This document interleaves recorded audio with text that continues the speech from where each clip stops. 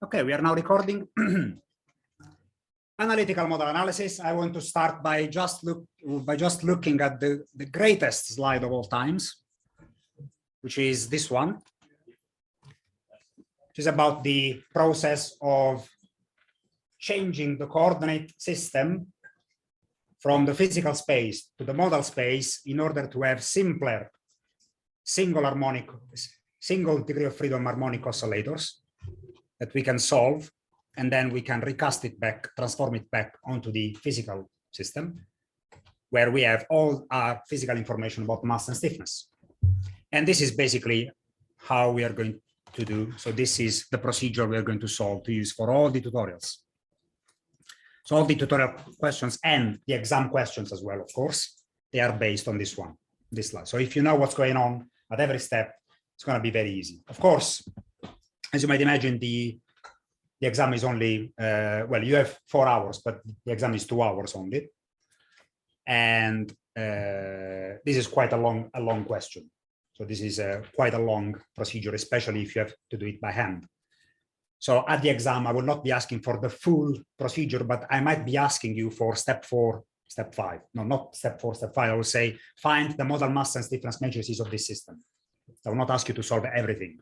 Or I might give you I ask you to find eigenvalues and eigenvectors, find the natural frequency and mode shapes. Or I can say, these are the natural frequency and mode shape. Can you write the uncoupled system? Or can you do this? I mean, just single steps, basically, 1 or 2 steps. That's what I will be asking in the question, but it will be taken from the full procedure regardless. Okay, so let's start with question number 1, which is a 3 degrees of freedom system. And it's very easy to see it's a 3 degrees of freedom system because your matrices are 3 by 3.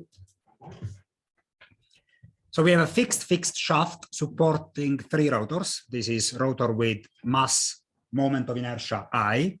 Second rotor is the same mass moment of inertia I. The third rotor is larger or more massive because it's got a mass moment of inertia of 2I. So it's twice as much.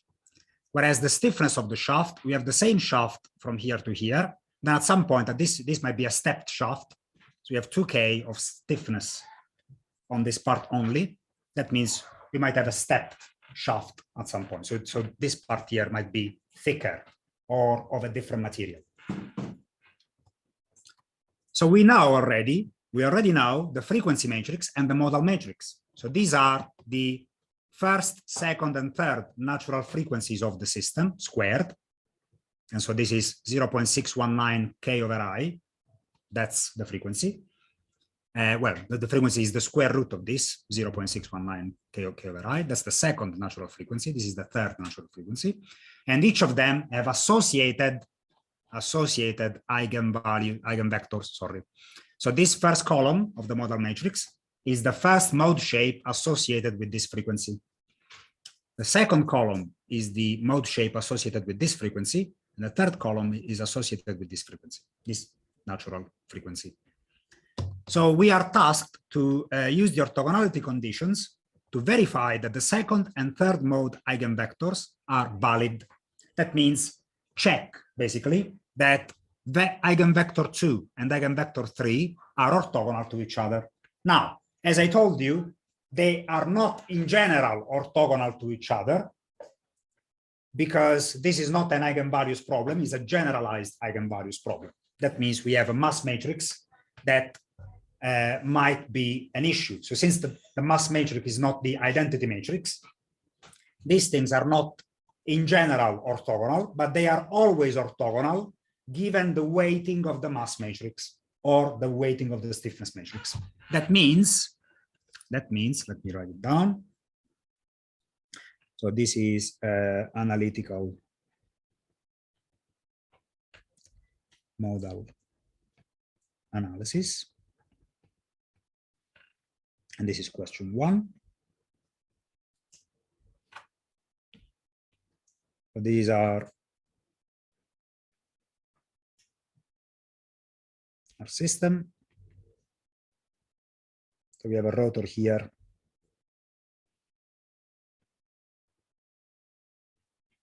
A rotor here.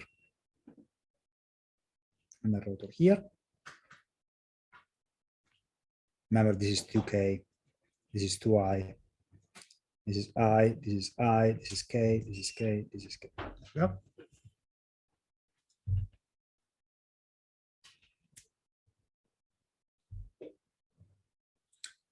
All right.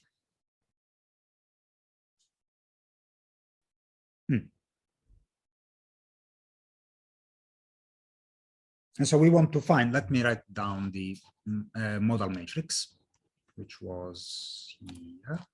So the model matrix is capital X.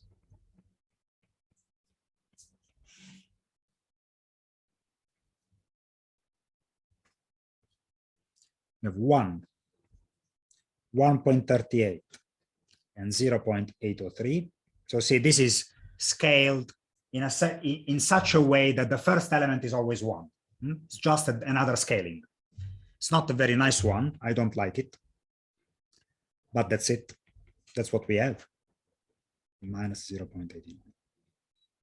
1, minus 1.16, and 0.35. So I think that the best scaling, at least for human beings, because the best scaling ever is the unity model mass, because that means that all the eigenvectors are orthogonal to each other automatically. But the best scaling for human beings is unit, the largest component equals to 1. Okay, so in this case, I would divide the first column by 1.38. So I get this is 1, and everything else is less than 1. This is already scaled by the largest component 1. And this one, I will divide this by minus 1.16. So I make this 1, and everything else is negative and smaller than 1. Okay, just for. Okay, so this is it. So we have to test that.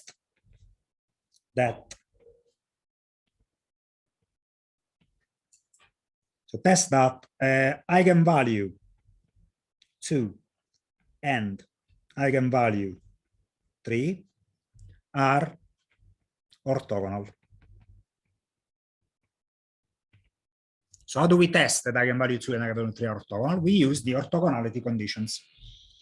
Now the orthogonality condition, I'll write it here.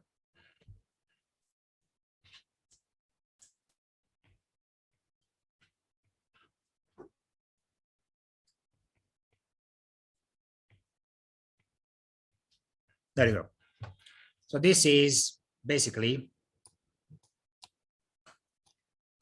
the transpose of eigenvector I times the mass matrix times the column vector J, which is, as long as I is not the same as J, is equal to 0. Remember, this is for every I that is not J. This works for every I that is not J.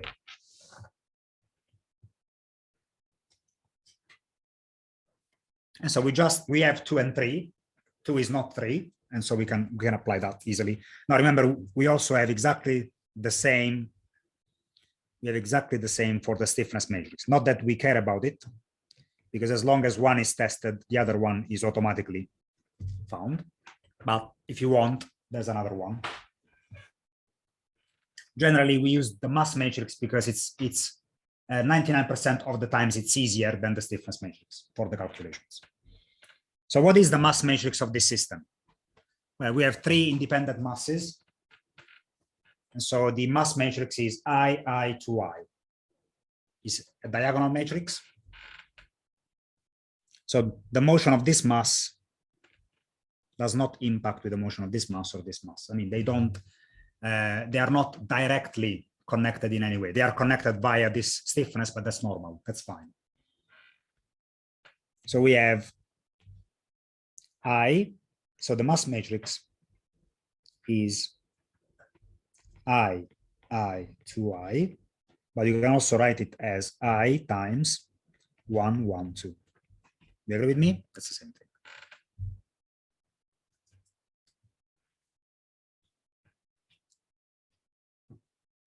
Well, we have x2. x2 is this.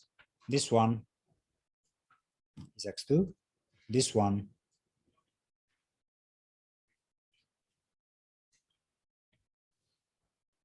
is x3. Let me change the color of these.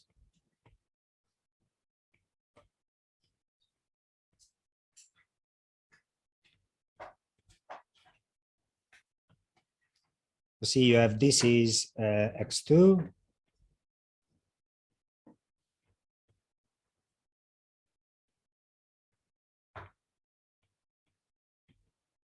And this is x3, basically. So we have to take the row vector 1,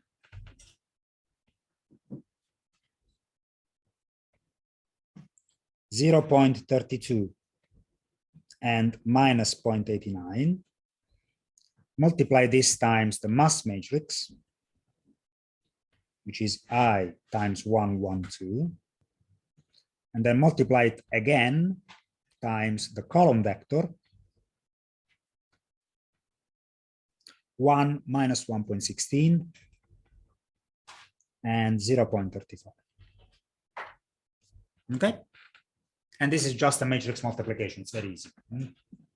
Now, do you know how to do this? Okay, I mean, you should know how to do this. So we'll start with the first. So this must be equal to 0. So we must check that this is equal to 0. That's the idea. So this is row time. So what this is a 1 by 3 is a 1 by 3 times a 3 by 3 gives me a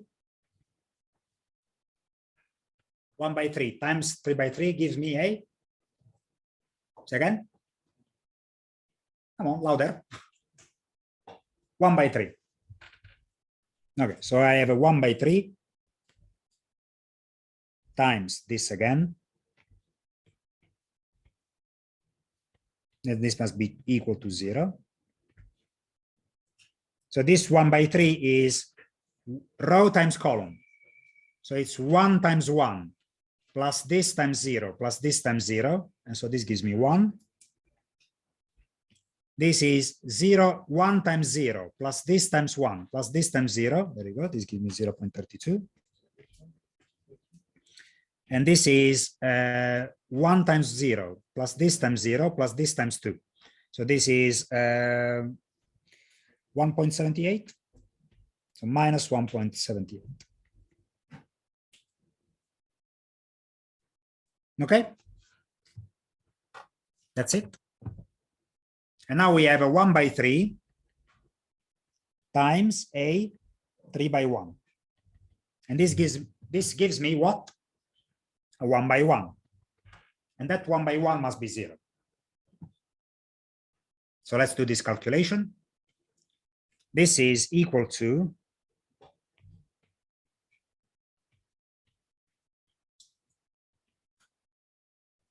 1 times 1 plus 0.32 times minus 1.16 plus minus 1.78 times 0.35. Is this 0? Can you please check? Oh, I'm missing I. There is an I here as well. Yeah, and this is also times I, but again, it doesn't matter. So is it 0 or not? Everything times I.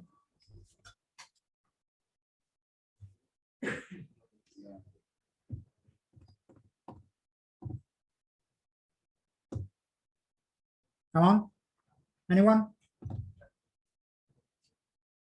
Is it? You don't get 0. How much do you get? 5.8 times 10 to the power of? Minus 3. That's a 0 to me. All right.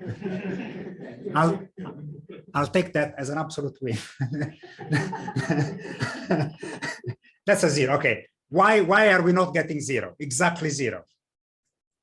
Because I believe 100% that these eigenvectors have been rounded up or have been rounded off in some way. If you were taking all the digits of those eigenvectors, you will get exactly 0. Now, of course, you have stopped writing digits at some point. And so you will not get 0, but you'll get very close to 0. What we get now is 0.005, basically. I'll take that as a 0. Okay? You can take that as a 0 as well in the exam. That's fine. No worry. All right. So this is verified. Yes, good.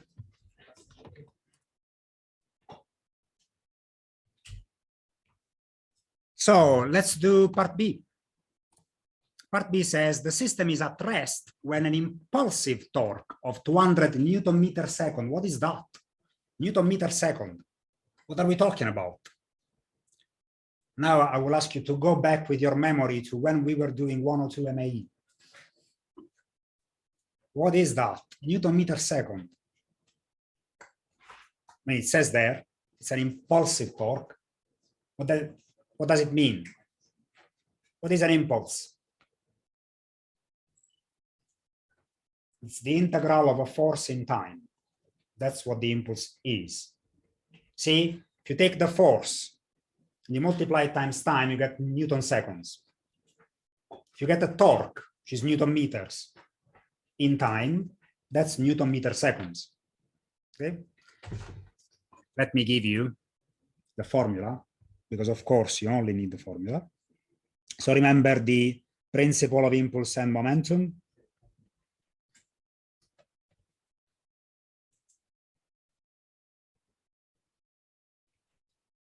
In this case, we are talking about rotational impulse and rotational or angular momentum. Let's call it. So angular impulse and angular momentum. So it says that the momentum of a body at instant 1 plus the impulse in between 1 and 2 equals the momentum at instant 2. Now, the momentum is angular momentum. We're talking about this is I omega 1 plus the impulse of the torque in time between instants 1 and 2 equals, let's call this time 1 and time 2, equals I omega 2. Okay, in this case, we can say that omega 2, it's theta 2 dot, okay? So this is our, instead of using omega, we use theta dot. That's the same thing. Instead of omega 1, we use theta 1 dot. Okay? And we are talking about a torque applied to the second mass. So the second mass is given an impulse of this. So this is I2. Okay, which is just I, but let's just be clear that it's the mass, is the mass moment of inertia of the second rotor. And this is the actual torque. This moment here is the torque that we are giving.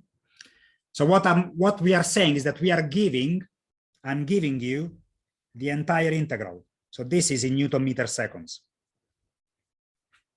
And this is 200 Newton meter seconds. So what I'm giving you basically is, I can rewrite this as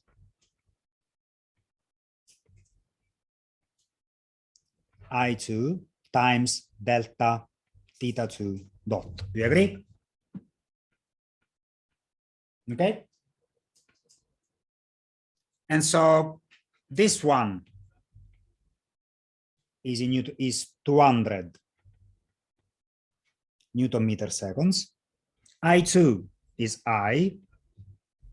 And so I can find my initial condition. That's what I'm giving you. I'm giving you an initial condition on the speed. Okay. So this system starts vibrating because someone has struck mass 2 with a hammer.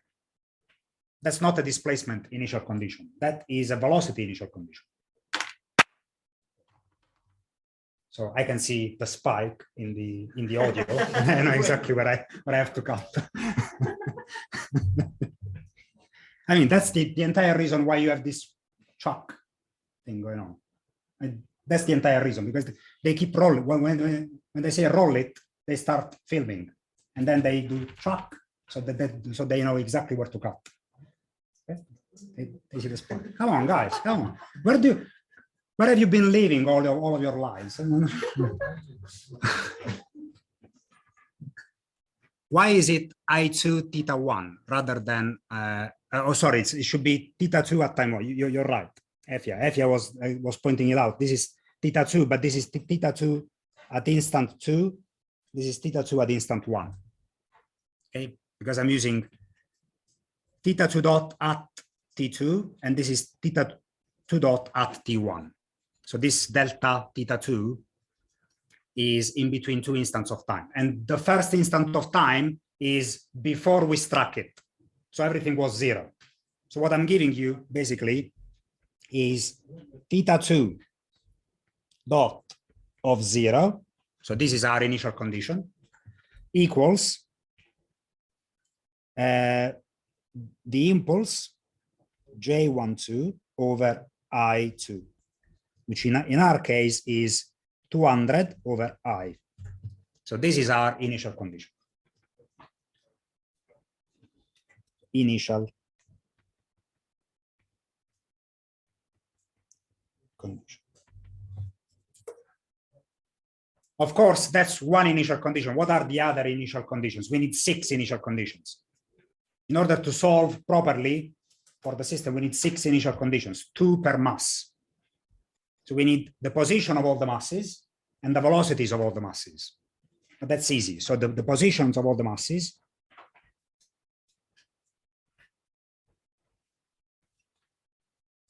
they start all at rest. And the velocities of all the masses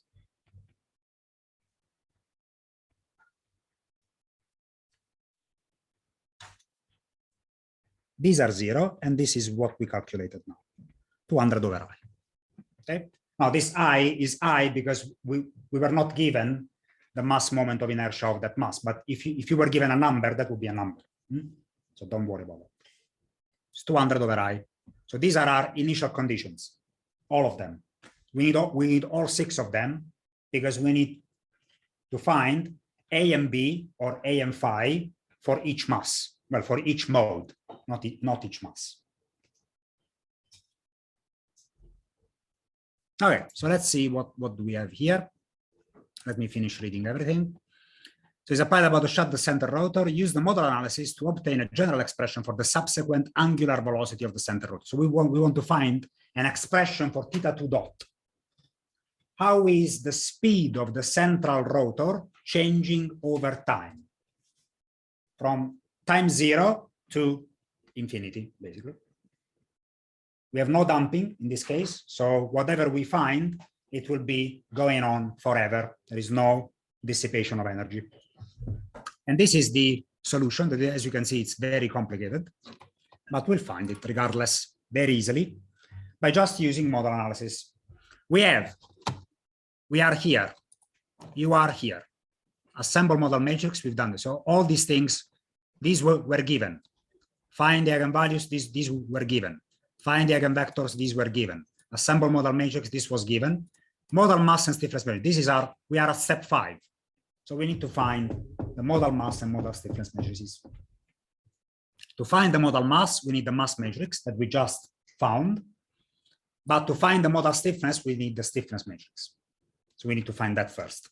Then we can do step 5, and then we can write the uncoupled system. We can change the initial conditions in the Q reference frame from the theta reference frame that we have now. Then we solve each by one. See, we have 2. For each Q, we have 2 unknowns, A and phi. That's why we need 2 initial conditions per mass, because every mode will have its own A and phi, or A and B. And finally, the last step would be to transform everything back. So let's go about finding the stiffness matrix. So to find modal mass and modal stiffness, we need capital K. Since we need K, we need to assemble K. Now, to assemble K, you will do it at home by doing the free body diagram of all these rotors. Okay, I'll do one of them. I will do the free body diagram of the third one. just to show you how it's done, but the rest is up to you. So if I look at the rotor 3, and I say that this is my my positive θ3, then if this rotates in that direction, then we have a counter torque of K times θ3 minus θ2 on the left hand side, and 2K times θ3 minus 0 on the right hand side. Okay, does it make sense? And so you just do the sum of torques equals mass moment of inertia times angular acceleration, and then you have the rotational equivalent of the translational harmonic equation. Questions? What about the external force? Do I need to add the external force to rotor 2? What do you think? Who says yes? Guys, who says yes? Do we need to add the external force? Who says no? Okay, why not? Why not? Because it's an impulse. It was given for a tiny amount of time, and then we let it free to rotate. So this is a free system. Okay, we force it for a tiny amount of, for a tiny fraction of time at the very first instant, but then we let it go. So it's not a driven system. It's not a forced system. We struck it once, but that's it. It's free to vibrate. So you don't need to use the force, the torque of the external agent, because that's not there anymore. Once the vibration starts, it's not there anymore. So let's find K. And I'll find K by looking at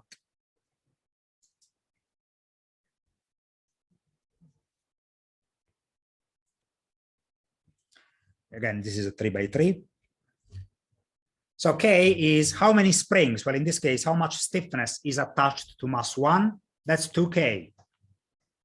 How much stiffness is attached to mass 2? That's 2K. How much stiffness is attached to mass 3? That's 3K.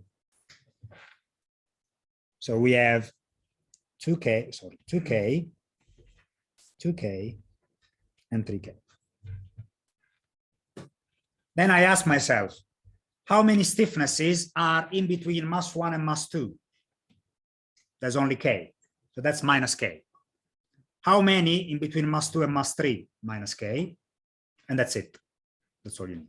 Now, how many in between mass 1 and mass 3? Well, mass 1 and mass 3 are not directly connected. So that's 0. There is no direct connection because they are connected via mass 2. So this is minus K, which is, of course, symmetric. This is 0 between 1 and 3. 2 and 3 is minus K. So this is 0, this is minus K. As you can see, K is common to all of them. So I would just like to take this away and say K times 2 minus 1 minus 1 minus 1. Okay, so this is my stiffness matrix. Should agree it's the same thing. So if you were given K at the exam, if I give you the stiffness, that's just a matrix with number. In this case, we will not be given a stiffness, so we just take it out of the matrix and carry it over with us, whatever happens. And see, if you look at the solutions, I and K will be staying with us until the end, because we have no idea what these numbers are. Okay, now that we have this, we can find the modal mass and modal stiffness. Now the modal mass,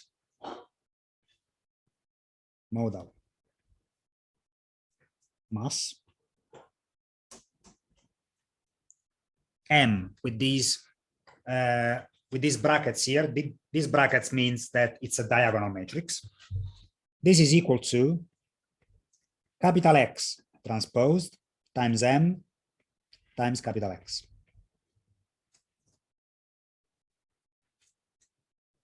And this comes directly from the orthogonality conditions, because if I do row times column, and then I do, this is row times column, do you agree? So if I use the same row and column, that means I'm on the diagonal, and that's non-zero. But if I use different rows and columns, then I am off diagonal, and so that's a 0 because of orthogonality conditions. So it checks out. This gives me a matrix of, well, you have to do the calculations. Let's do them with MATLAB. You can do them by hand. It's not too difficult because mass matrix is a diagonal matrix anyway.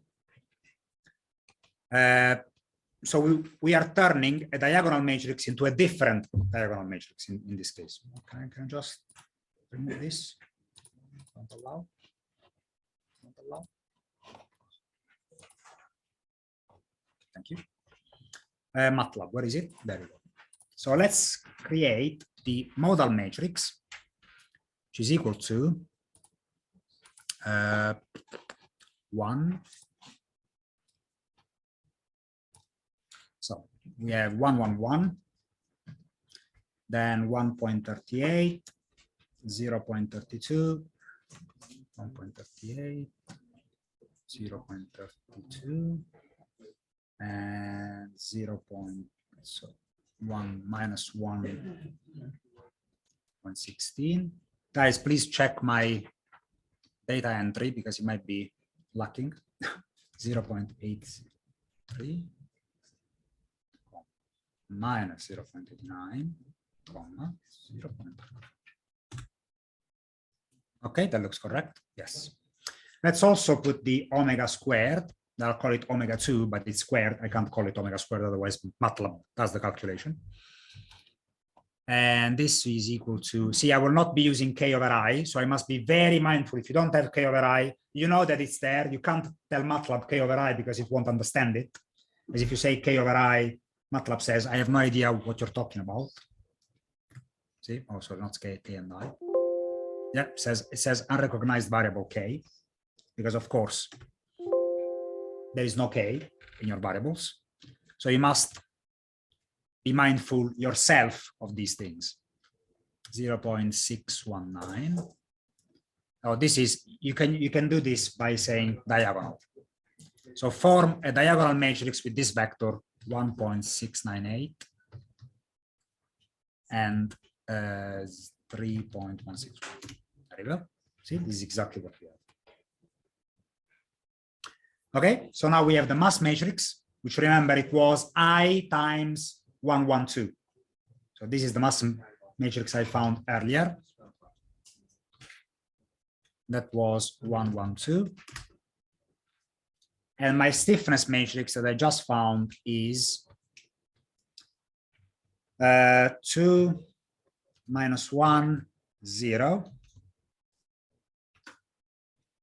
Minus 1, 2 minus 1, and 0 minus 1, 3. Yeah, remember that this is also times k, so we know what's going on. Okay, so we find the mass matrix, sorry, the modal mass matrix, small m equals x transposed times m times x. This one, which is non-zero. What? Oh, because it's rounded up. Oh, I see what's going on here. It's been rounded up. So the fact that it's not real. See, this is 4.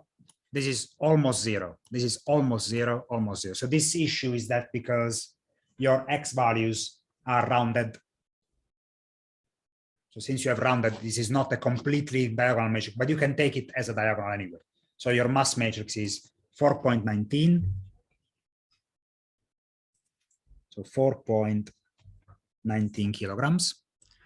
So no, this is not kilogram because everything is times I again. So 2.68. Well, let's round it up. So this is 19, this is 69, and 2.59. Okay. And then we can find k, small k, you can find it in 2 ways. Small k is either omega squared times small m. So this is one way. One way you get this. In the other way, you get What?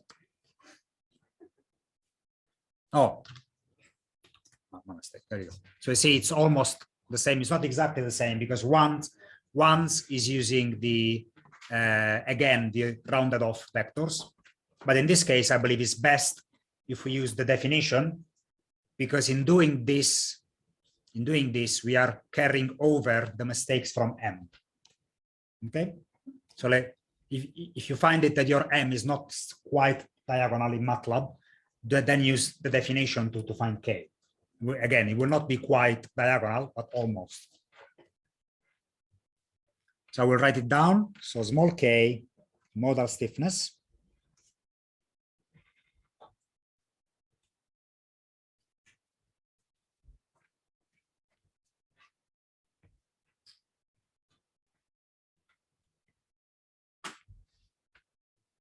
Small k equals, I want to say omega squared times M,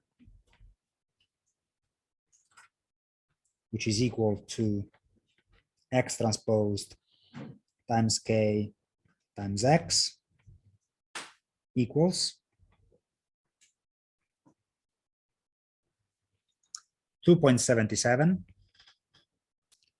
4.51, and 8.20. No, 8.19.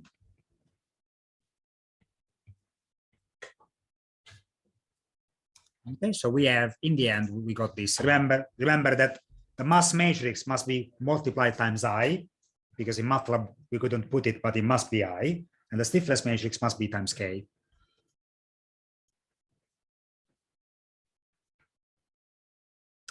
Okay, now that we have this, we can write, now we can rewrite the uncoupled system. So if we write the uncoupled system, what happens? What happens is that you get the mass matrix times Q double dot plus the modal stiffness matrix times Q equal a vector of zeros. And if I expand this, I get this matrix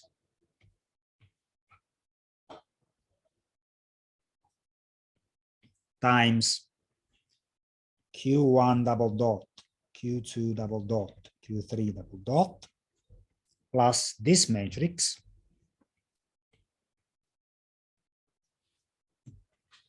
times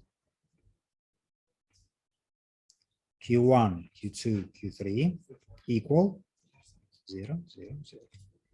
Okay, so this is the expanded version of the same thing. Remember that Q1 is Q1 of T. Q1 double dot is Q1 double dot of T. I'm not writing it, but if you want, I'm not writing it to make it heavier, but everything is a function of time here. Q1 is not a number, it's a function. And so if I put this in system form, this becomes, so equation 1 is 4.19i Q1 double dot of T plus 2.77k times Q1 of T equals 0. So this is my first equation. Then I have my second equation, which is 2.69 I Q2 double dot of T plus 4.51 K Q1 of T equals 0. Sorry, Q2 of T. Is it Q2? Okay. And the last one is 2.59 I Q3 double dot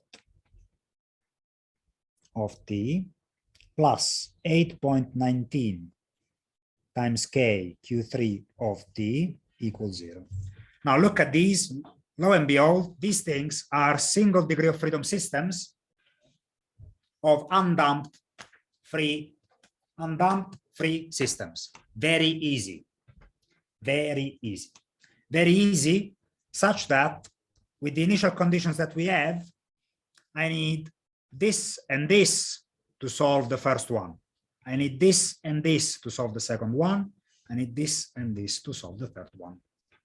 Okay, that's it. That is just it. Okay, so let's solve. So what are the solutions? So this, let me write. These are three individual single degree of freedom systems, free, undamped. So what is the solution to a one single degree of freedom system free undamped problem? The solution looks like Qi of t, where I is 1, 2, 3. So Qi of t equals AI sine omega I t plus BI cosine omega I t. Okay, this is one way of writing the other way would be A sine omega I t plus phi I. So you either use this one or use, where is it? This one. It's exactly the same, okay? Just a different way. For the initial conditions that we have, this one is easier, and I'll show you why. When your initial conditions are more or less zero, we have a lot of zeros here. So this way of writing the solution is better.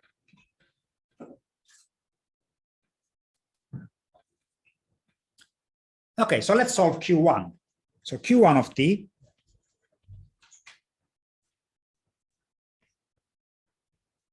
is equal to A1 sine of the square root of, sorry, we want omega squared.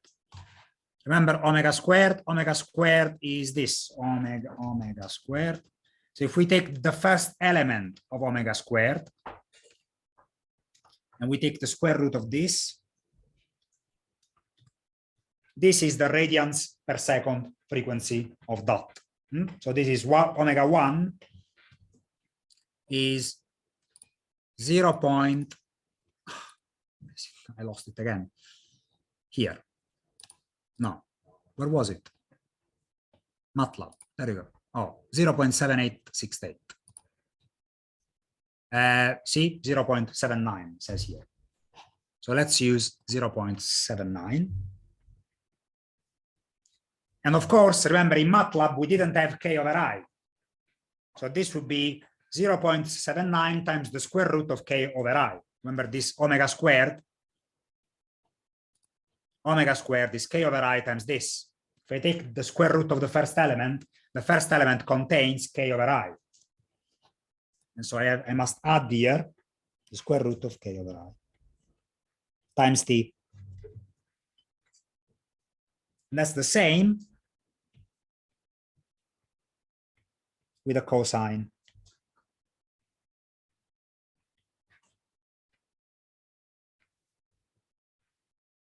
Okay, that's it.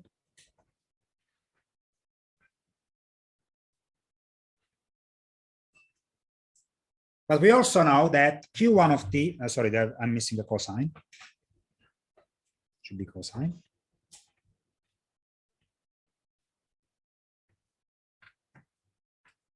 So I also know that Q1, oh, sorry, I don't know Q1 of z. What I need now, I need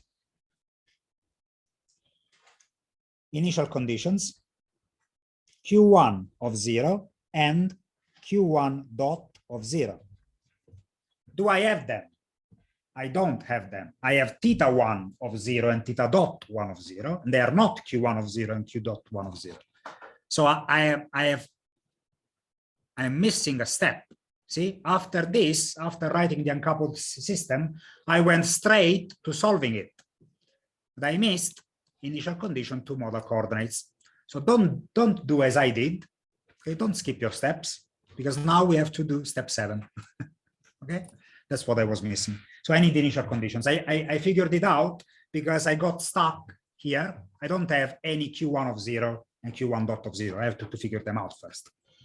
So remember the initial condition, so the transformation equation, so transform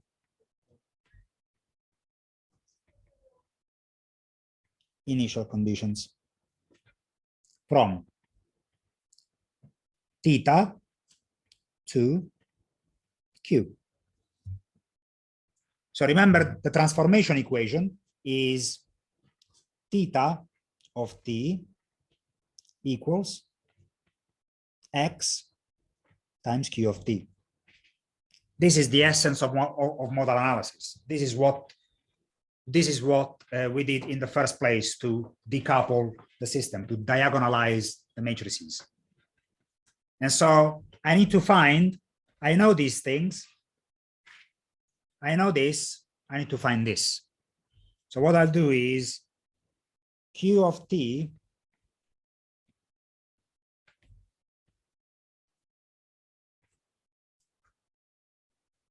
equals the inverse matrix times theta of t. Or, now this you can do with MATLAB quite easily because it's the inverse matrix. Or this is also equal to, if you want, the inverse mass matrix, so the modal mass inverted, times x of t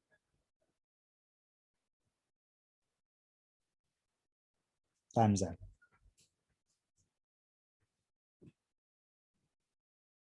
I think it's the other way around. Is it? Check. M minus 1 x of t. No, it's correct. Okay. Oh, I'm missing this. That's what I'm missing. There you go. So in either way, it's the same thing. You can find Q of t, whatever. So we need to find 6 values. Q1 of t, sorry, Q1 of 0, Q2 of 0, Q3 of 0, Q1 dot of 0, Q2 dot of 0, Q3 dot of 0. So we do this by, well, let's do this with MATLAB, okay? So this is x. This is the inverse of x. Okay, so it's just as easy as doing times, well, you should agree with me that if I times this time, so my Q zeros, sorry, my theta zeros are 0, 0, 0. And so if I multiply the inverse of x times a vector of zeros, I get zeros. Do you agree? So this Q of zeros, I don't even have to use MATLAB. I can say that Q0 equals x backslash theta 0, which is of course gives me a bunch of zeros because it's a matrix multiplied by a bunch of zeros. So I can just write down Q of 0, sorry, Q1 of 0, Q2 of 0, Q3 of 0.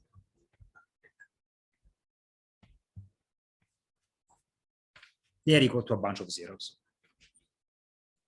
But the dots though, so Q1 dot of 0, Q2 dot of 0, and Q3 dot of 0, these are in general non-zero because I have one theta 2 dot was 200 over I. Remember that? Remember this thing way back? Remember this? Now I have to multiply inverse of x times this vector. And if I do that with MATLAB, so Q dot 0, so theta dot 0 is this. Remember, I have over I, but over I can't write it down. So let's say over I. So this is this. And so if I do this, Q dot of 0 equals theta dot of 0. There you go. See? Now these are 3 different values. Even if I have 2 zeros there, I still have 3 values. And all these values are divided by I. So I have 64.92 over I, 23.72 over I, and minus 88.9 0.64 over I. See, very different. So striking mass 2 sets in motion all three mode shapes, all at the same time. See, there is a disconnection between the physical system and the model system, so that even if you just strike mass 2, you're still setting all the mode shapes in motion.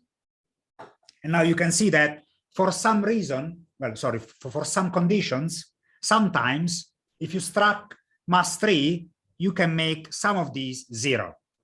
In that case, mode 1, say if this one was 0 by striking mass 3, mode 1 will not be excited at all, because it's a sine wave with amplitude of 0 and a phase of 0.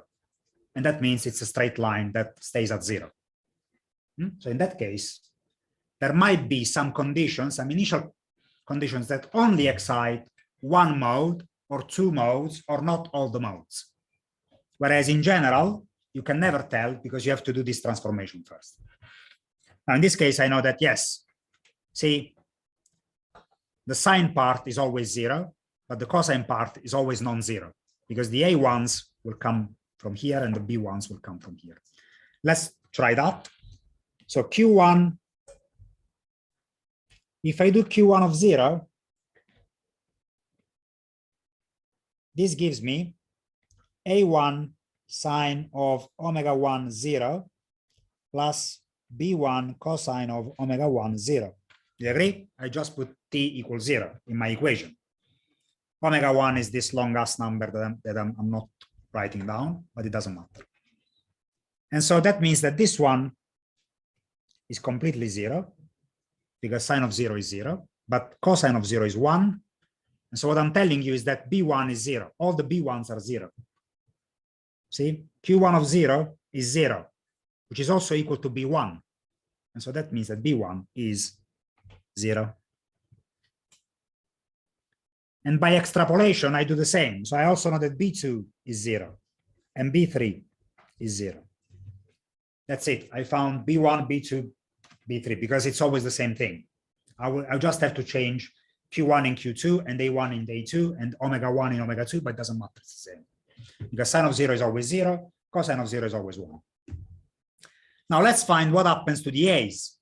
And for the A's, I need these other ones. So let's find Q1 dot. Q1 dot is the derivative of this.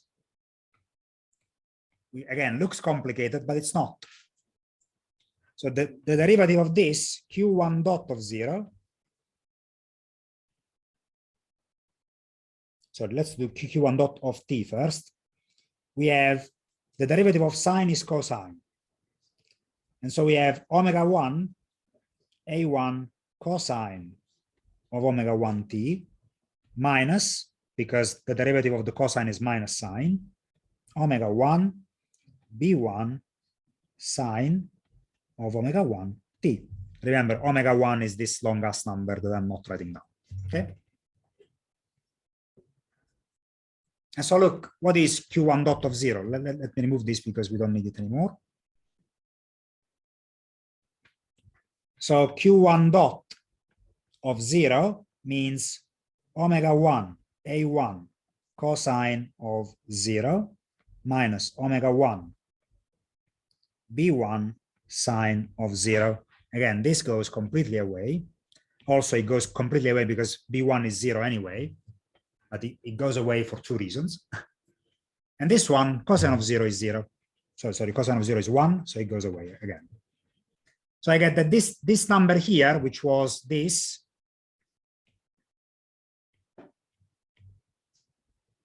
this is equal to this from my initial condition.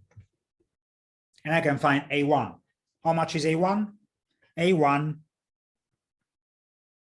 is 64.92 over I over omega 1. How much was omega 1? Was the square root of it. It was the longest number that I have to take here. This is omega 1.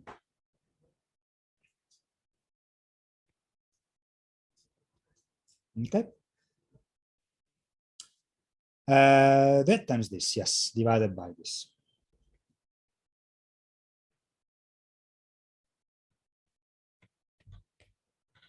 There you go. This is A1.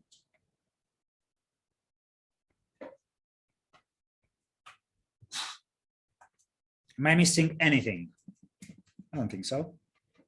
Looks fine. Yep, that's it. And now I need to find A2 and A3.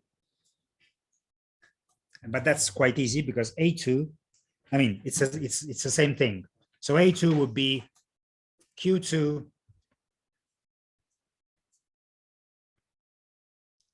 dot of 0 divided by omega 2. You agree? That's what I've done here. This is Q1 dot of 0 divided by omega 1, I get A1. So Q2 dot of 0 divided by omega 2, I get A2. And A3 would be Q3 dot of 0 divided by omega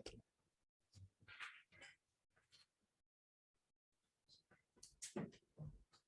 So let's find these numbers. So this number A1 is, so we have I over I divided by this. So it's square root of K over I divided by I.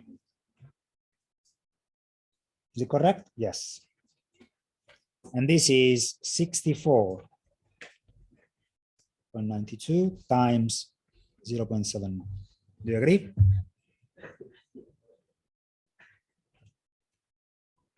No. No. So what I can rewrite this as this thing times 1 over this thing.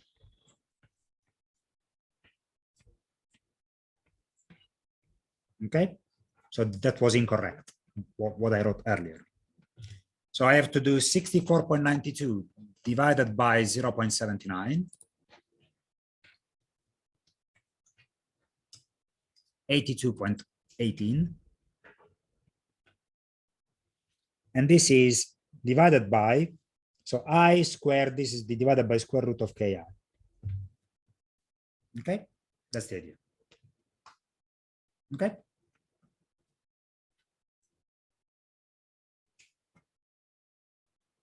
And then I can find A2, and then I can find A3. And then I know exactly the solution to this Q1 of t. And I know that this is A1 sine omega 1 t.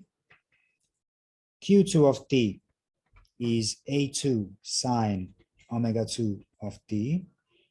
And Q3 of t is A3 sine omega 3 of t. These are all numbers, all numbers.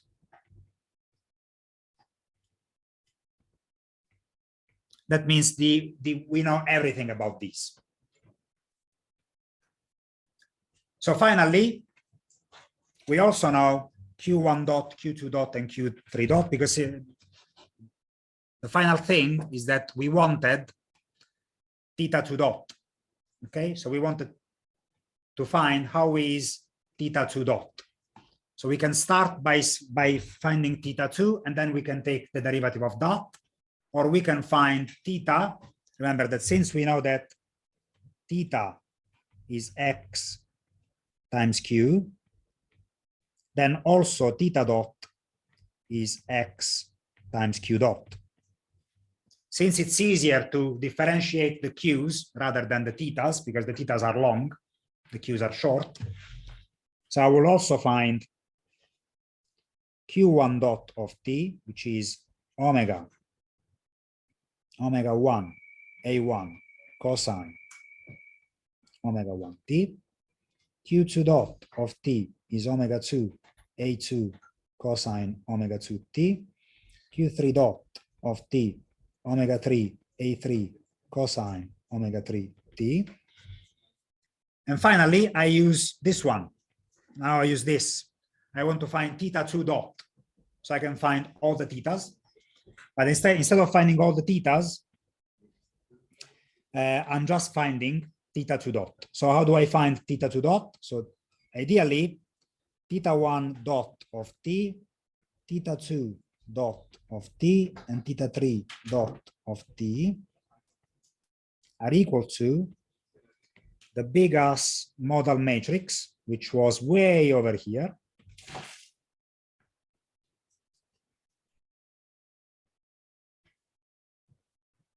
See, can you see why it takes so long?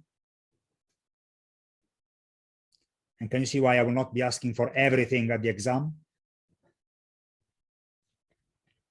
Because it would be crazy. There you go. Times. Now I'm copying these.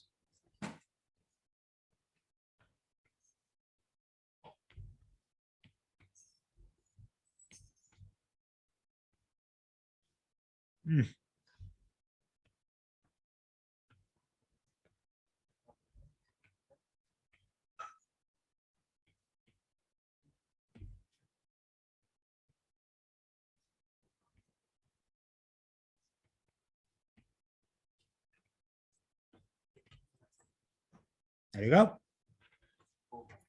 And so, can you see now theta2? Theta2 dot is the second row times this column. Okay. And so it's 1.38 omega 1a1 cosine omega 1t plus 0.32 omega 2a2 cosine omega 2 of t plus minus 1.16 omega 3a3 cosine omega 3 of t. Ta-da! 1.38 omega 1 a1 cosine omega 1 of t plus 0.32 omega 2 a2 cosine omega 2 of t minus 1.16 times omega 3 a3 cosine omega 3 t. Easy. Trivial. There you go. See? Omega 1, see, this is 1 over I. Well, I don't have 1 over I here because I said that this is square root of ki, but that's the same thing. Okay. But then you have 96.6. So this thing becomes 96.6. This thing becomes 12.2. 0.32 times this becomes 12.2. And this is minus 104. This is minus something, something. That becomes 104. Okay, questions? Now, I think you deserve a break. I deserve a break. Or I believe some of you were already taking a break.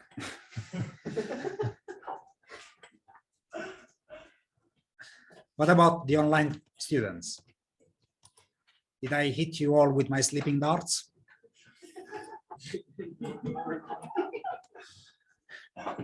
Yes, see, no one is replying. Okay, guys, 5 minutes.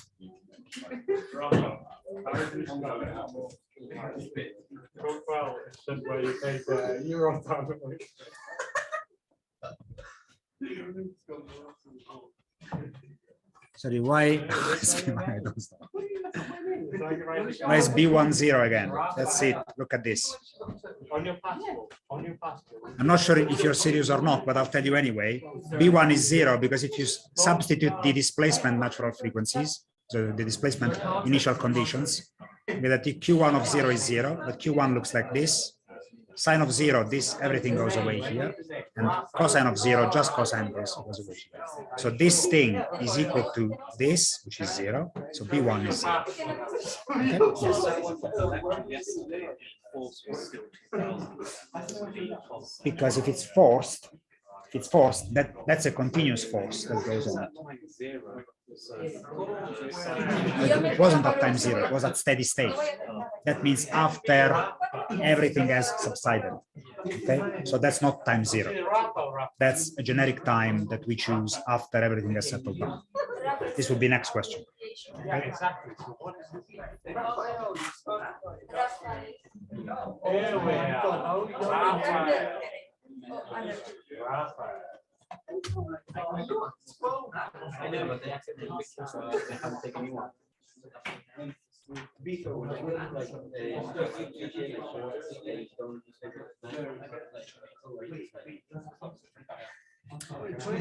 I'm not sure, Asham. He's asking what software do most people use for FE analysis for the coursework. I use Abacus, but you can use whatever you want. So there is no need to use any specific software. So choose the one you are most comfortable with.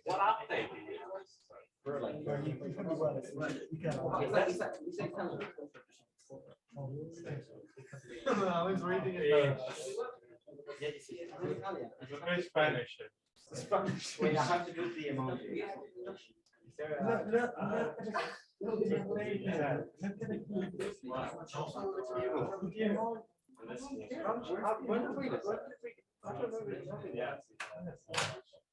Rafa, that's why we couldn't see him the other day. So I'll take his face just for power.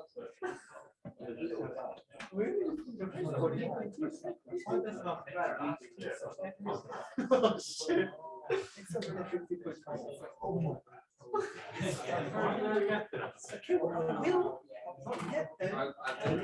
Oh, guys, just notice. Look at this. It's here. I didn't even figure it out. See? It's here. I don't know if the online students can see it, but on the whiteboard, we have exactly the solution to this equation. We have this. There you go. Nice.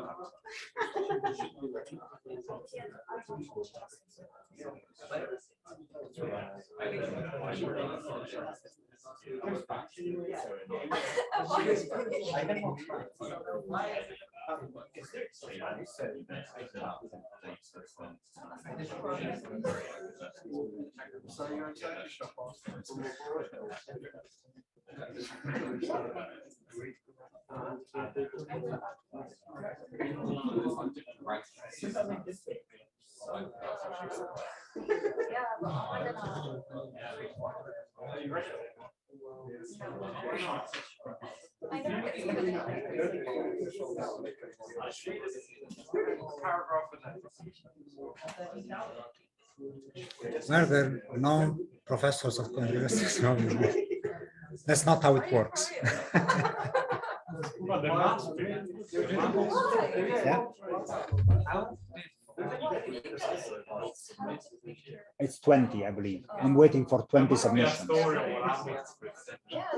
I received 5. So if you know anyone that has not submitted yet, please tell them to submit. Because otherwise it's 0.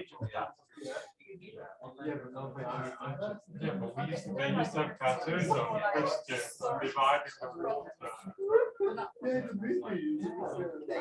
There is a second network.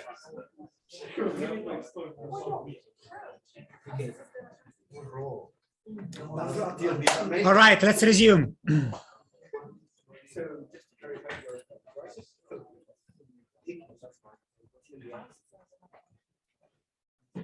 Look at this question. Woo.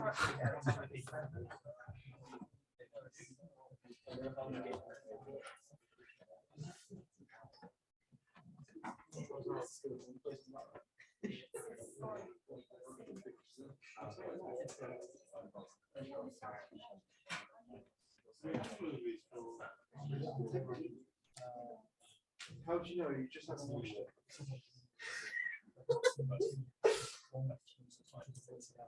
We are waiting for you. We start? Grazie. So, we have a mathematical model for a certain vibrating system having 3 degrees of freedom, which is constrained to move along a straight line.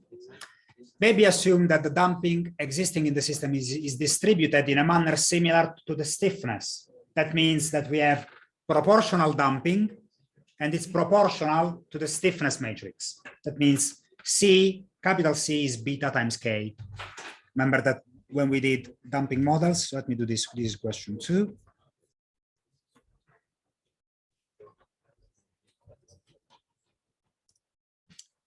And we have masses and springs. How many? 3 masses and 3 springs. So 6, 3, and 2.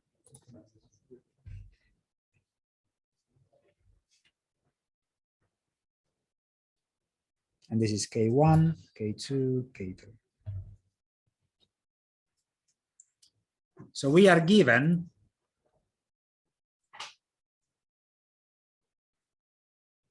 the eigenvectors of the lowest and the highest mode. So first of all, let me write down that the stiffness matrix is a certain beta times K.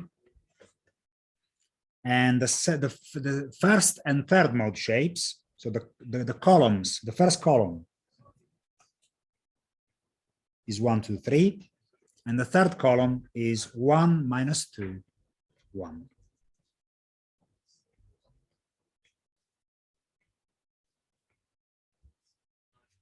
So we have incomplete information on the second column. That's the idea. So use a suitable condition for orthogonality of normal modes to fully describe the eigenvector associated with the second normal mode of vibration. Now, we can find a way to diagonalize the system such that we can find x2 entirely. How do we find it? We have mode 1 and we have mode 3. How do we find mode 2? Well, we can make sure that we find the vector that is orthogonal to both of them. I mean, there's only one way. If you have a 3D system, so these are 3D vectors, so vectors in space. So you can always find, once I give you 2 vectors that you know are orthogonal to each other because they belong to that matrix, you can always find the third vector that is orthogonal to the first 2. That's the idea. So we can use the orthogonality conditions. So first of all, find x2. So let's use the orthogonality conditions.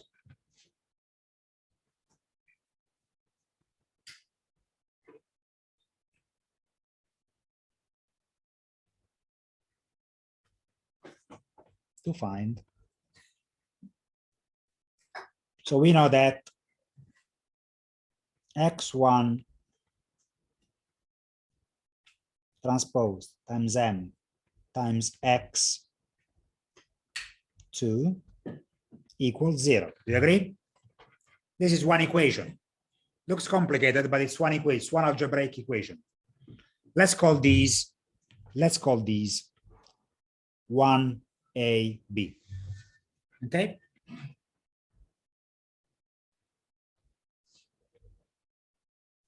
Why am I calling them 1ab and not abc?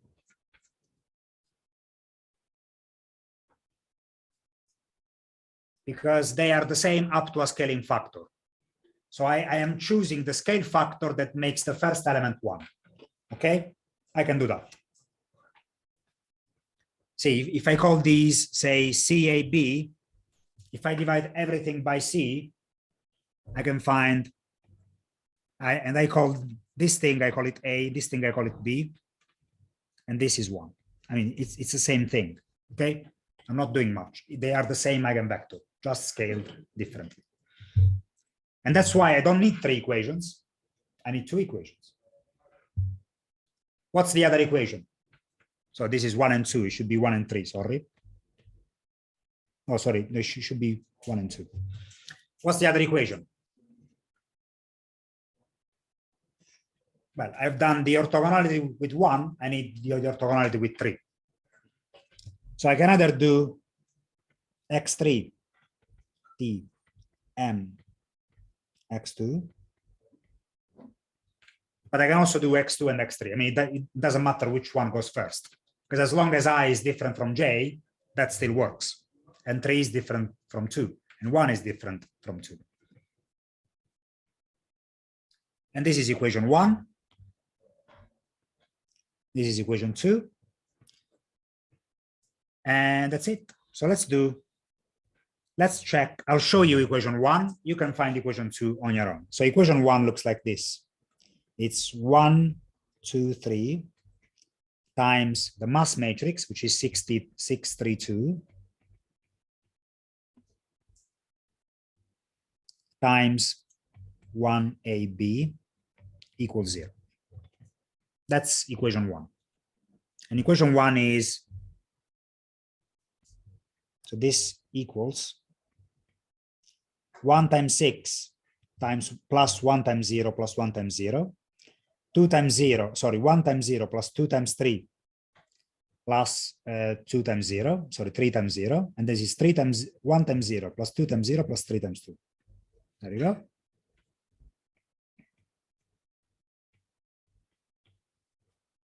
And this equation here is telling me that 6a equals 6b. So 6a plus 6b equals 0. You agree? So what it's saying is that a is minus b. Okay, good. So whatever I find here, this one is the opposite. But I don't know. I don't know what's a and what's b yet, because I need to find the other equation. That's up to you. Find the other equation, and then you can find a value for a and a value for b, because this is one equation into one node. Okay, that's it. So it's up to you to write down this one and find the numbers. Now, the numbers are namely 0.5 and minus 1.5, which is wrong. So is this wrong? This wrong or not? I think it's wrong. Yes, it is wrong, because this is, I'm missing here. This is 6 plus 6a plus 6b. The equation is this, okay? So I can't tell you exactly how much is a and how much is b, but this is equation 1. Thank you for noticing, okay, by the way. Okay, so you find the other equation and you solve for a and b. And you find that a is 1/2 and b is minus 3/2. So I can find that a is 1/2, b is minus 3. And so x2 is 1.5 minus 1.5. Okay, we found the first one. And now we do the actual model analysis, because it says analysis of response data indicates that the 3 natural frequencies are 10, 20, and 30. And the damping factors are 0.025, 0.05, and 0.075. So let me write these down first. So we know that the frequencies, so we know the frequency matrix. We know that omega is not omega squared, 10, 20, 30 radians per second. And the zetas are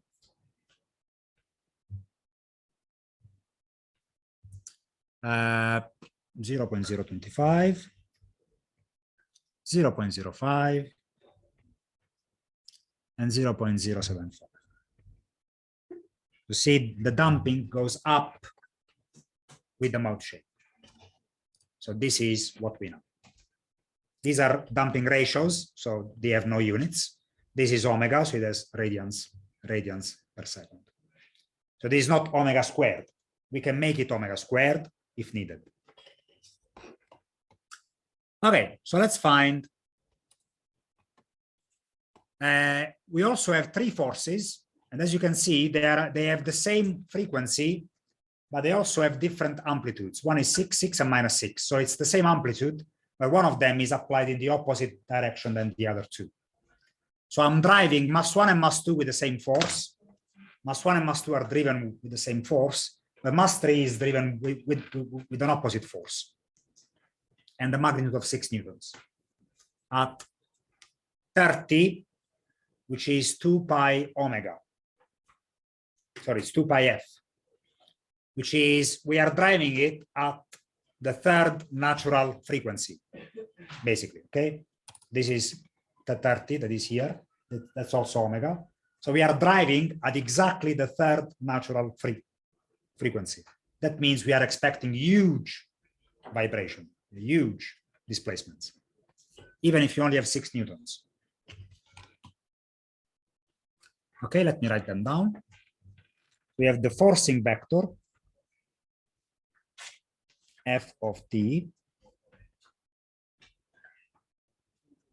equals 6 and -6 times the cosine of 30t, which is common, so I will take it outside of the system. You agree? It's the same thing.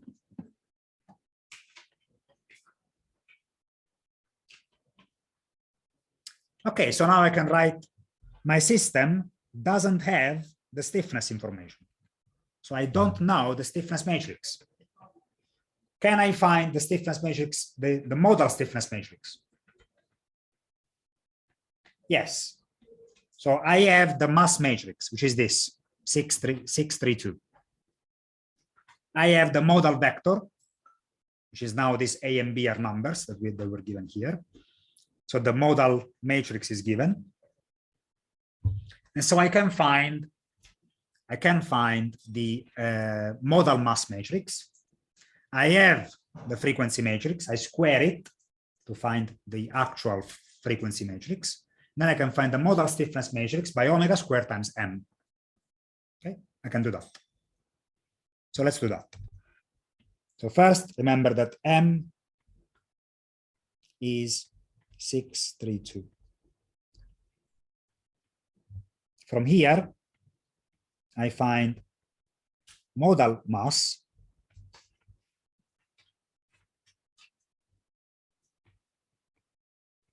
is equal to, I'll do this with MATLAB. I'll clear all. Let's see. Find x equals, so my modal matrix is 1, 1, 1, 2, minus 0.5, and -2,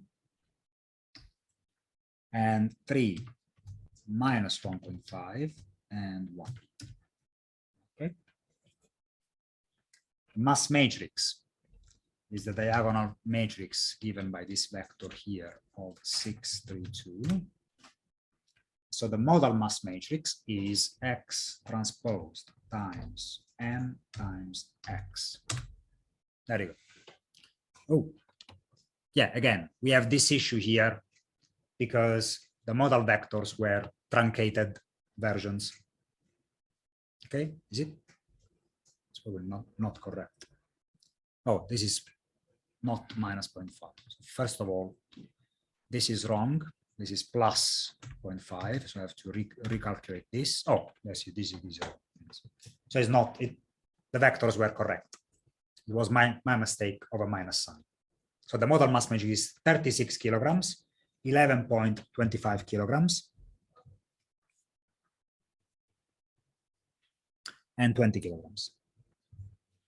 Now these are kilograms, and these are, see, the first mode shape moves as a single mass of 36 kilograms. The second mode shape moves as a single mass of 11.25 kilograms, and the third mode shape has 20 kilograms. So the total mass of the system is 11 kilograms. But in the first mode shape, it feels like 36 kilograms. Again, I'm trying to stick a meaning to this thing, but it's not a real mass, okay? So it feels like more or less, but it's not a real thing. It moves as if it was a 36 kilogram mass attached to a spring of stiffness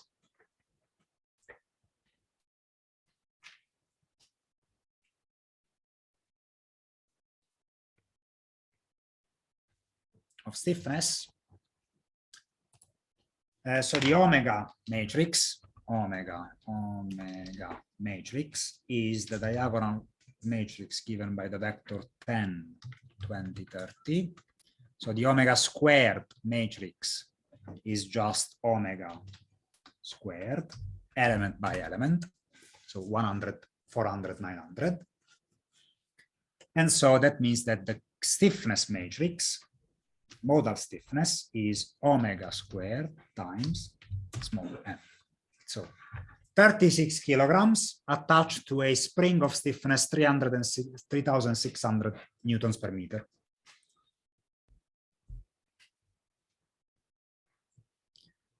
$4,500 and 18,000. Is it 1,000 or 100?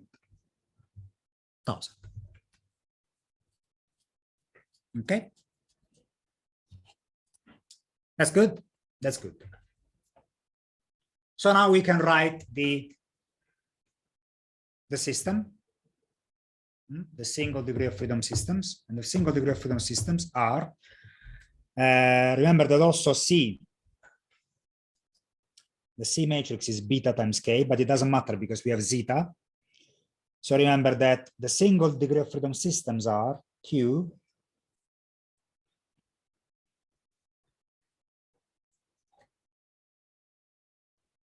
one of T. Sorry, no, this is the solution. So we have the mass matrix. Let me write it down like this first. M times Q double dot plus C times Q dot plus K times Q equals the generalized forces of T. The generalized forces is another thing that we need to find. We also need to find small c. Well, small c is a fraction of K. And even better, we can rewrite this as something like this. We can rewrite this as Q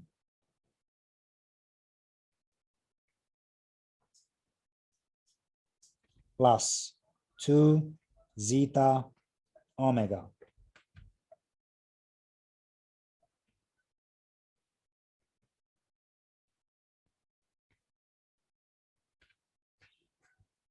Q dot plus omega squared Q equals Fg of T times the inverse of the mass. Okay, because I'm just dividing everything by the mass matrix, basically. Okay, so this is better. Since we don't know how much is that constant, we can't find C. Because C would be given by, where is it? So C would be given by, in a manner similar to the stiffness. So that beta, C is beta times K. So also modal C is beta times modal K. But we don't have that beta is not given. So we can rewrite it by making use of the usual thing. So remember, a single degree of freedom system would be Q double dot plus 2 zeta omega Q dot plus omega squared times Q equals F divided by M cosine whatever. Okay, that would be a forced system. This is exactly the same, but in matrix form. Okay, so let's write this down. So each one of them, so Q1 double dot of T plus 2 zeta 1 omega 1 Q1 dot plus omega 1 squared Q of T, missing of T everywhere,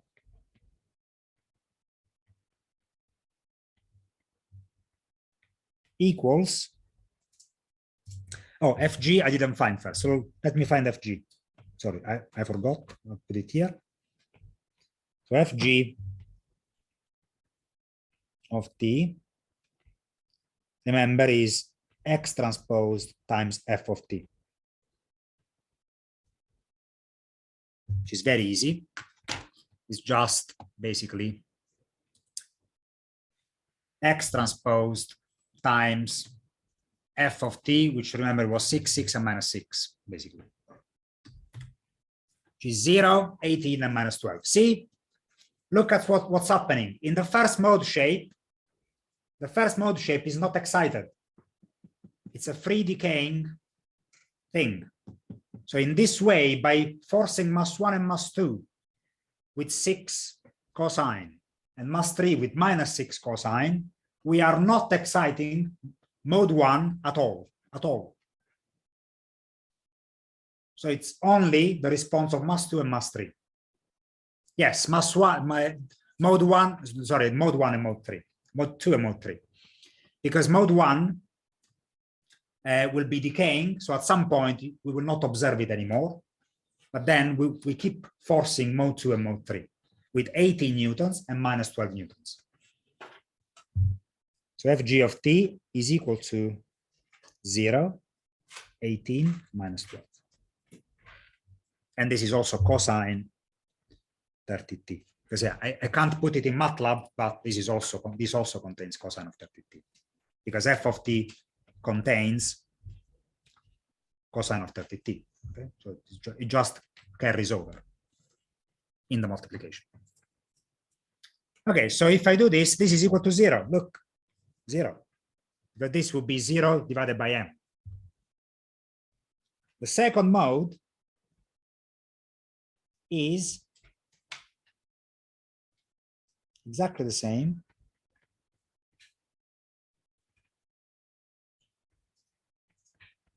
But now this is equal to 18 divided by 11.25 cosine 30t.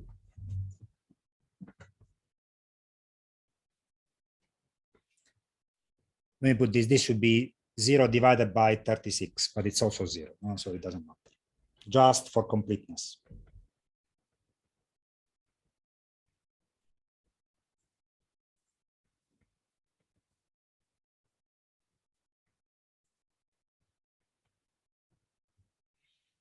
And this is minus 12 over 20.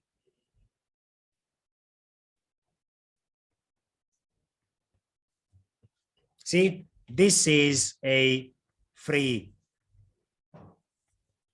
damped single degree of freedom. This is a forced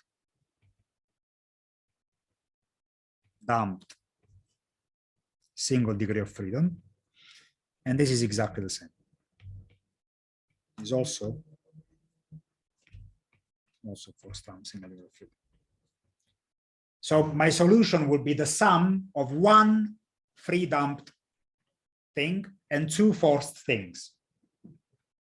But I'm asking here, well, the exercise is asking for the steady state response. That means we don't even need to solve for mass 1. This thing, we don't care. Because it's free, it's damped. At steady state, this thing will be long forgotten. Whatever effect that was having on the solution will be long forgotten by then at steady state. So we only care about the last two. So at steady state,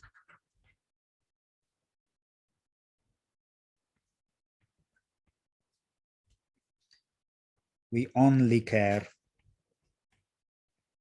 about Q2 and Q3.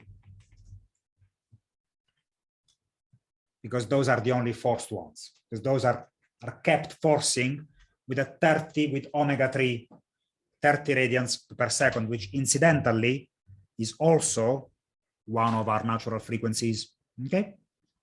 Now we will not be at the peak, we'll be very close to the peak, because remember the resonance frequency is not the natural frequency.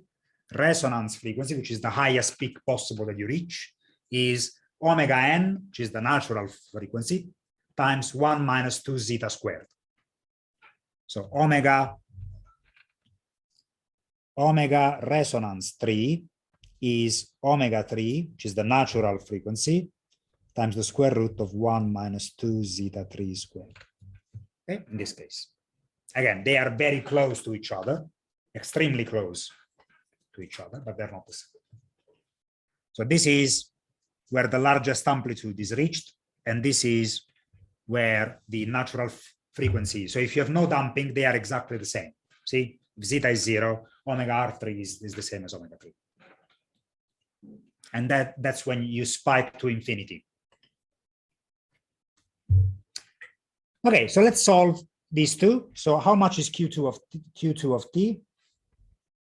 That's equal to the homogeneous solution plus the particular one, but we are interested in steady state. So I will just be looking at the particular one of 2, which is equal to capital Y2 sine, well, in this case it's cosine because the force uses a cosine, so the solution uses a cosine as well, of omega t, which in our case is 30t, because that's the driving frequency. It's non-negotiable. The external agent is driving it at 30 radians per second. That's it. Minus theta 2. And then you have Q3 of t, which is equal to the particular solution of 3 only because we are at steady state. And it's capital Y3 cosine 30t minus theta 3. How much is Y2? How much is Y3? How much is theta 2? How much is theta 3? Remember the long-ass solution that we got last time? Yeah, they are also here, see? They are given in the question anyway. Remember that the solution of this equation here is this equation here, where we have f over k, okay, which in our case is small f, fg divided by modal k that we have, times mu, which is this beast, cosine 30t plus 5, which is this other beast. Okay? So in this case, I can say that y2, sorry, let's say yi equal fgi over modal ki divided by the square root of 1 minus rho I squared plus 2 zeta I rho I squared.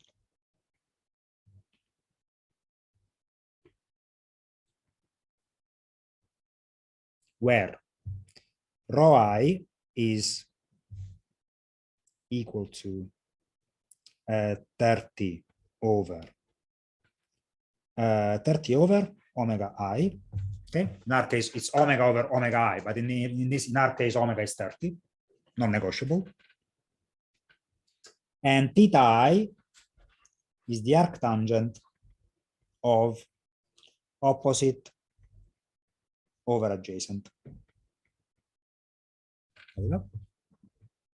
And these are all numbers. We have all these numbers here. FGI. If you want to find Y2, you need FG2, which is 6, divided by K2, which is 4500, divided by 30 minus 1 minus 30 divided by omega I. Omega I is omega 2, which is 20. Zeta 2 is 0.05. See, all these are all just numbers. You have everything here. And so if you do it, you end up with, well, we didn't find. So what are we interested in? We are interested in Q1. See, we need to find the steady state response of 6 kilogram body. So we need X1 of T. Okay, so X1 of T, remember that the X's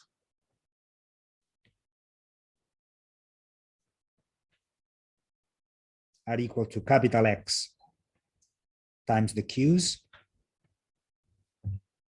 And so in our case, we have that X1 of T, X2 of T, X3 of T are equal to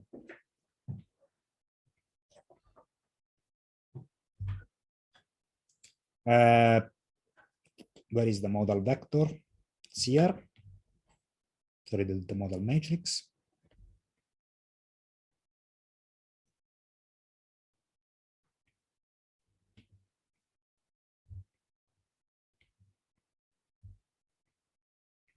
I remember that these ones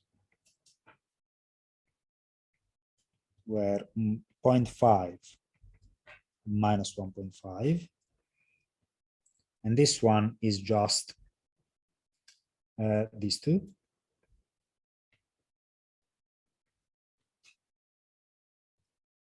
And of course, you have a 0 here because Q1 is completely non-excited at steady state because that has decayed. So we don't care about Q1.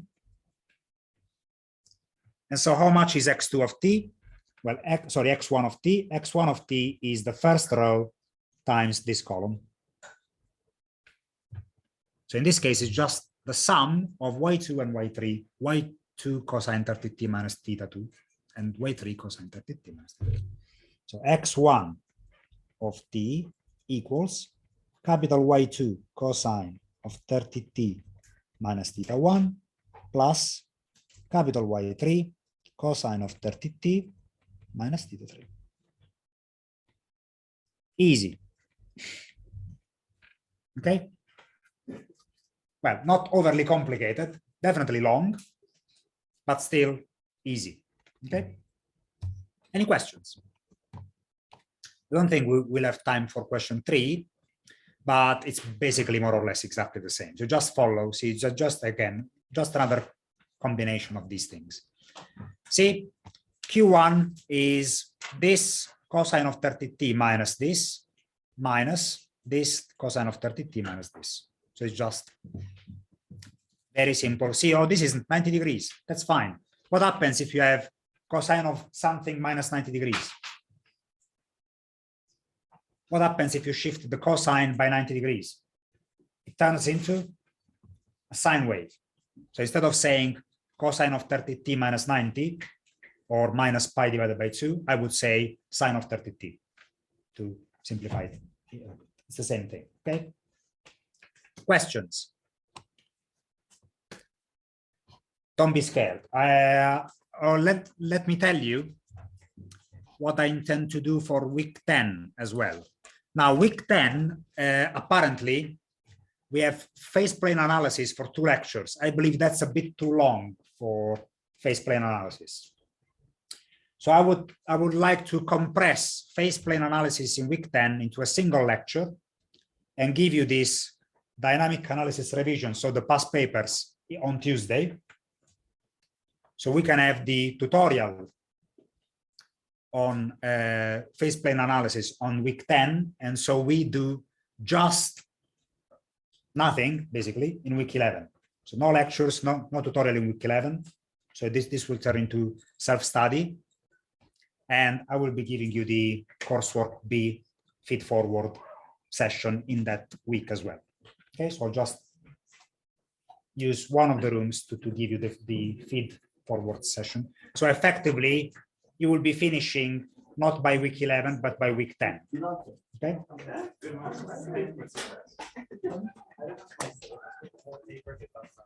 Here, you moved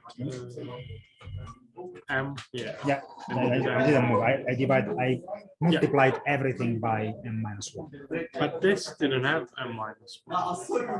You must, It's substituted already. but you know that this, you know that k, if you multiply this times -1, you get omega squared. Okay, If so you multiply this times omega times m-1, you get omega squared. That's why I've done the substitution. I use substitute. Okay. And here it would be as well cosine that. Well, no. I mean, it should be, but it doesn't matter because Yeah, it's yeah. zero. By if you put divided by 30, Yeah. so, yeah.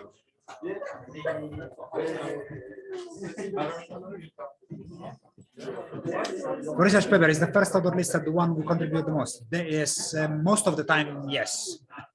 Generally, the first author is the one that wrote everything and took care of the most of the stuff, unless some agreements are in the research center, because I mean it's all about politics anyway. Let me stop recording this.